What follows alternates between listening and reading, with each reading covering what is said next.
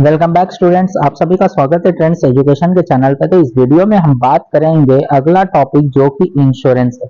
देखो, हमने बैंकिंग से रिलेटेड जितने भी चीजें थे उसे हमने कवर कर लिया था। अब इस वीडियो में हम बात करेंगे इस इंश्योरेंस के ऊपर कि क्या होता है इंश्योरेंस, क्या क्या इंपॉर्टेंस है उसके अंदर, इसके बारे में हम डिस्कस करेंगे। तो इसमें देखो, नॉर्मली कुछ पॉइंट्स है जो कि बहुत इंपॉर्टेंट कहलाता है इंश्योरेंस के अंदर। अगर ये पॉइंट्स नहीं होंगे तो इंश्योरेंस का कोई भी रोल प्ले नहीं होगा। सबसे पहले है insurer then insured then after insurer, premium, policy, claim, proposal and last one is subject matter. ठीक है, तो ये सारे कुछ इंपॉर्टेंट पॉइंट्स है। जैसे कि वन बाय वन हम देखते हैं क्या बोलता है कि जैसे पहला है इंश्योर्ड। अब इंश्योर्ड कहलाता है कि ये वो पर्सन होता है जिसको जिसको लॉसेस से बचाया जाता है। ठीक है, नॉर्मली आपको नहीं समझ में आ रहा होगा। देखो, एक एग्जांपल के थ्रू हम समझते कि क्या होता है। ठीक है, जैसे कि मान के चलते हैं कि सामने जो एक इंश्योरेंस वाला कंपनी है, राइट, और दूसरा जो है सामने एक पर्सन है। ठीक है, अब नॉर्मली अगर बात करें कि इस इंश्योरेंस कंपनी और एक पर्सन, तो इनके बीच में कुछ ना कुछ डीलिंग हुई होगी। अब पर्सन कौन है? ऐसा बंदा है जो इस कंपनी के साथ डील करके इंश्योरेंस ले रहा है, और ये कंपनी जो है इस पर्सन को इंश्योरेंस दे रहा है। ठीक है, तो ये दो लोग आ जाते हैं, मोस्ट मोस्ट इंपॉर्टेंट होता है। ठीक है, तो यहाँ पे पर्सन जो होता है वो इंश्योरेंस ले रहा है और कंपनी इंश्योरेंस दे रहा है। तो जब भी कंपनी इंश्योरेंस देगा तो कुछ ना कुछ वादा करेगा। अब क्या वादा करेगा कि ऑन द सर्टेन इवेंट, क्या वादा करेगा कि ऑन द CRTAIN, ठीक है, certain event a sum of assured amount to be paid। ठीक है, यानी कि क्या बोल रहा है कि ऑन द सर्टेन इवेंट एक सम ऑफ एश्योर्ड अमाउंट पे करेगा। ये कौन वादा करता है? कंपनी वादा करता है इस पर्सन के साथ। ठीक है, और उसी जगह पर्सन क्या वादा करेगा इस कंपनी के साथ, इसे भी हम देख लेते। तो पर्सन वादा करता है कि मैं समय समय पे आपका जो होगा प्रीमियम पे करूंगा, समय समय पे प्रीमियम पे करूंगा। तो नॉर्मली ये बिजनेस क्या वादा करता है कि मैं ऑन द सर्टेन इवेंट, कुछ इवेंट अगर हो जाएगा तो जो भी अमाउंट उन्होंने वादा किया था उतना पैसा मैं आपको पे करूंगा, और उसके जगह टाइमली पीरियड पे प्रीमियम पे किया जाएगा, और इसी प्रीमियम को इस इंश्योरेंस के हिसाब से बोला जाएगा कंसीडरेशन।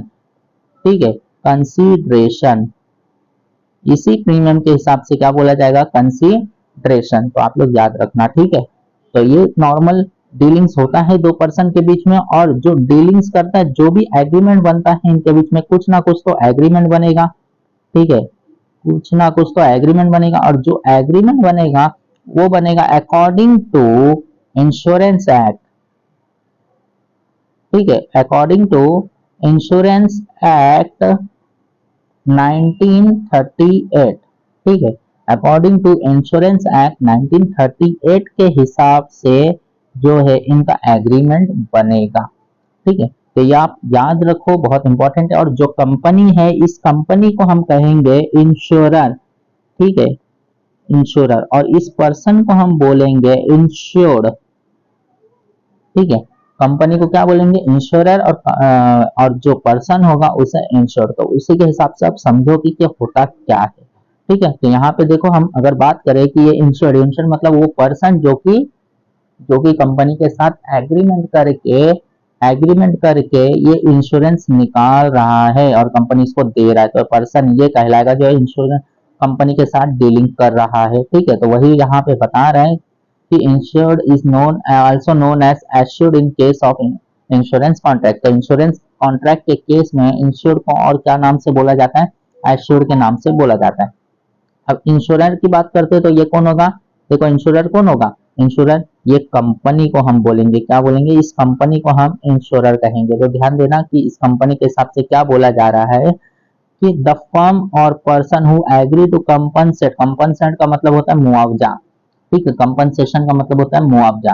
तो क्या बोल रहा है? Agree to compensate the insured again losses for the consideration. Consideration मतलब मैंने बताया था, देखो इसको कंसिडरेशन कहते थे, यहाँ पे कंसिडरेशन जो है यहाँ पे मैंने बताया था कंसिडरेशन, ठीक है, मतलब प्रीमियम के बारे में बोल रहा है इंश्योरेंस में। तो कंसिडरेशन, जैसे कि इंश्योरर को और क्या बोलते हैं, एश्योरर बोलते हैं लाइफ इंश्योरेंस कॉन्ट्रैक्ट में। सिर्फ लाइफ इंश्योरेंस के कॉन्ट्रैक्ट में एश्योरर कहा जाता है और बाकी समय पे वो इंश्योरर कहलाता है। क्यों? क्योंकि ये जो है ये क्या करता है, he is bound to get the sum assured on the maturity of the policy or the nominee will get sum assured on the death of the policy holder। यानी कि जब भी पॉलिसी होल्डर का डेथ होगा तो ये वादा करता है कि सम ऑफ एश्योर्ड अमाउंट उस पर्सन को देगा। दो केसेस में दे सकता है, या तो उसका मैच्योरिटी डेट आ जाए, मैच्योरिटी डेट आ जाए तो पूरा पैसा दे देगा, या तो जब भी उसका डेथ हो जाए तभी पूरा पैसा मिल जाएगा। किसको मिलेगा? इस इंश्योर्ड को मिलेगा। ठीक है, आप लोग याद रखना, इंश्योर्ड को मिलेगा जब भी मैच्योरिटी डेट आएगा या डेथ होगा उस केस में। मैच्योरिटी का मतलब होता है जो समय के लिए उसने लिया है वो समय पूरा हो जाना। अगला बात करते हैं प्रीमियम। तो आपको अच्छे से पता है कि प्रीमियम होता क्या है। देखो यहाँ पे प्रीमियम मैंने बताया था। अब ये प्रीमियम पे कौन करेगा? पे कौन करेगा? इंश्योर्ड पे करेगा इंश्योरर को। तो आप लोग याद रखना, देखो the consideration for which the insurer agree to insure the insured, insure the insured, it is paid by the insurer insured to the insurer. अब देखो क्या बोला यहाँ पे, आपको कंफ्यूजन सिर्फ इसमें होगा। इसके अंदर क्या बोला गया है कि जो भी इंश्योरर है वो एग्री करता है, कंसिडरेशन जो भी पे हो रहा है, जो भी कंसिडरेशन है इंश्योरर एग्री करता है उस इंश्योरेंस पे, यानी कि जो भी एग्रीमेंट निकाला है उस इंश्योरेंस पे ये इंश्योरर एग्री करता है कि इंश्योर्ड से पेमेंट लेना है। ठीक है, और ये इंश्योर्ड जो होता है वो पे करेगा इंश्योरर को। क्लियर इतना? तो आपको समझ में आ गया होगा कि इंश्योरर कंपनी जो है एग्री करता है कि उस इंश्योरेंस एग्रीमेंट पे मुझे इंश्योरेंस प्रीमियम लेना है इस इंश्योर्ड से। ठीक है, अब नेक्स्ट बात करते हैं पॉलिसी। पॉलिसी क्या होता है? तो नॉर्मली पॉलिसी के बारे में हम डिस्कस करते हैं कि क्या दिया गया है। तो पॉलिसी जो है एक ये एग्रीमेंट को ही हम कहेंगे पॉलिसी। जो मैंने अभी बताया था एग्रीमेंट, इस एग्रीमेंट को ही हम क्या कहेंगे? पॉलिसी कहेंगे। देखो the statement of contract between the insured and insurer. Statement of the contract का मतलब इनके बीच में जो भी डीलिंग्स हुई थी, इनके बीच में जो भी स्टेटमेंट्स है उसको लिखावट में अगर लिया जा रहा है तो कॉन्ट्रैक्ट मेंटेन होगा और कॉन्ट्रैक्ट के बेसिस पे डिसाइड किया जाएगा। देखो it contains the terms and condition of the insurance contract. तो आपको समझ में आ गया होगा कि इसके बीच में क्या होता है, टर्म्स एंड कंडीशन इन्वॉल्व होते हैं, सारे रूल्स एंड रेगुलेशंस। अब देखो क्लेम, क्लेम क्या होता है? नॉर्मली अगर मैं बात करूं क्लेम की, तो मान के चलो कि अगर इंश्योरेंस ने यहाँ पे कंपनी ने क्या ये वादा किया था कंपनी ने, तो इसके बीच में जो वादा किया गया था कि अगर कुछ भी दुर्घटना होता है इस पर्सन के साथ तो मैं यहाँ पे खड़ा हूँ, मैं आपको पैसा दूंगा। अब दूंगा इन द सेंस कि अगर इसके साथ सच में दुर्घटना हो गया तो ये सबसे पहले इस कंपनी को बताएगा, और कंपनी को जब बताएगा तब जाकर कंपनी इसके ऊपर फोकस करेगी। तो उसी को हम क्या कहेंगे? क्लेम। ठीक है, क्लेम मतलब यहाँ पे पर्सन क्या करता है? डिमांड करता है कि जो भी लॉसेस हुआ है उसको कंपनसेट करे। कंपनसेट का मतलब होता है मुआवजा देना। ठीक है, तो देखो the demand made by the insured to the insured to compensate for loss occur due to mishap. Mishap का मतलब गलती से दुर्घटना वर्ष। ठीक है, तो ये सब अगर होता है तो यहाँ पे डिमांड किया जाता है, that is known as claim. अब प्रपोजल, प्रपोजल का मतलब होता है कि जैसे कि यहाँ पे अभी मैंने बोला कि क्लेम होता है, अब क्लेम ये तो कर रहा है इसके पास, यानी कि जो भी क्लेम किया जाता है अगर उस क्लेम के बीच में ये कोई रिटन डॉक्यूमेंट इसको दे रहा है, क्या बताया जा रहा है? कोई रिटन डॉक्यूमेंट अगर दे रहा है तो इसका मतलब क्या होगा समझना। कोई भी रिटन डॉक्यूमेंट ये पर्सन इस कंपनी को देता है तो उसको प्रपोजल कहेंगे, बात खत्म। ठीक है, तो आप लोग समझना इस बात को। तो देखो it is a written request by the insure to the insurance company to issue an insurance policy, that's all. आपको समझ में आ गया, आगे होगा। अब सब्जेक्ट मैटर की बात करते हैं। अब सब्जेक्ट मैटर होता क्या है कि किस टॉपिक के लिए उसने इंश्योरेंस लिया है। उसने लाइफ इंश्योरेंस लिया है, उसने फायर इंश्योरेंस लिया, उसने थेफ्ट इंश्योरेंस लिया है, उसने मरीन इंश्योरेंस लिया, तो किस टॉपिक से रिलेटेड उसने इंश्योरेंस लिया है, ये इंश्योरेंस उसी के ऊपर सिर्फ काम करेगा, that is known as subject matter. देखो it refer to the subject और entity that is life, property, cargo और ship which is insured against which the policy is taken। तो आपको समझा होगा कि ये सब्जेक्ट मैटर होता क्या है।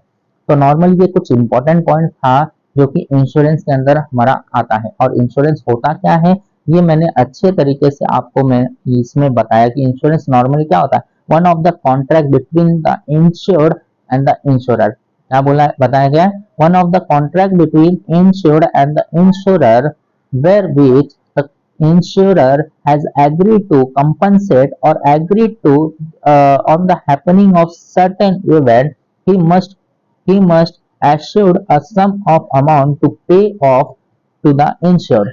Okay, तो ये कौन वादा करता है, company. And apart from that insured agree to pay consideration on a timely basis towards insurer.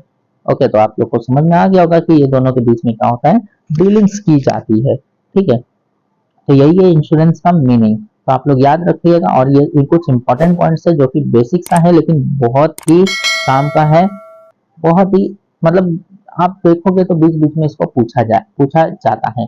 आप लोग याद रखना। अब हम नेक्स्ट वीडियो में बात करेंगे इस इंश्योरेंस प्रिंसिपल्स की। तो इंश्योरेंस प्रिंसिपल क्या होता है वो हम नेक्स्ट वीडियो में देखेंगे। इस वीडियो में बस इतना ही। अगर आपको कोई भी डाउट होगा हमारे टेलीग्राम ग्रुप को ज्वाइन कर सकते हो, वहां पे आपके सारे डाउट्स को क्लियर कर दिया जाएगा। तो इस वीडियो में बस इतना ही। हम मिलेंगे नेक्स्ट वीडियो में नेक्स्ट लेक्चर के साथ। तब तक के लिए टेक केयर एंड धन्यवाद।